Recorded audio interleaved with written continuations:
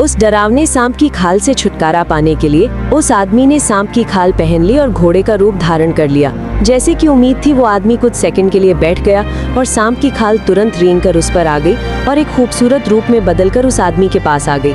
लेकिन जब सांप की खाल ने अपने सामने सांप की खाल देखी तो उसे तुरंत एहसास हो गया कि ये एक इंसानी भेष है। वो इतना गुस्से में था कि उसने उस आदमी को भ्रमित करने के लिए अपने कामुक आकर्षण का इस्तेमाल किया और वो खुद भी खो गया क्योंकि वो उस सुंदरी के साथ खेल रहा था। उसे जरा भी अंदाजा नहीं था कि उसके हाथ में एक सांप है। जब वो आदमी नींद में खो गया तो सांप की खाल तुरंत प्रकट हुई और उस आदमी को अपने पेट में निगलने लगी।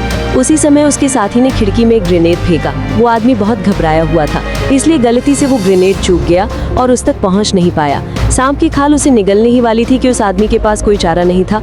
उसने बिना किसी हिचकिचाहट के सांप की खाल को चूम लिया। इस क्रिया ने सांप की खाल को भी भ्रमित कर दिया। वो रोज खाने की तलाश में रहता था, लेकिन उसे उम्मीद नहीं थी कि वो आदमी उसे जगा देगा। आदमी ने देखा कि सांप की खाल उससे प्यार करने लगी है, इसलिए उसने मौके का फायदा उठाकर उसे अपने नीचे रख लिया और ग्रेनेड अभी भी उससे कुछ दूरी पर था। सांप की खाल के नीचे उसे कुछ सूझ नहीं रहा था। उसके पास सांप की खाल को फिर से चूमने के अलावा कोई चारा नहीं था।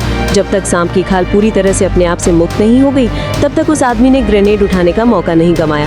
मानो सांप की खाल अभी भी इसका आनंद ले रही हो। उसने बिना किसी हिचकिचाहट के ग्रेनेड को सांप की खाल के मुंह में डाल दिया।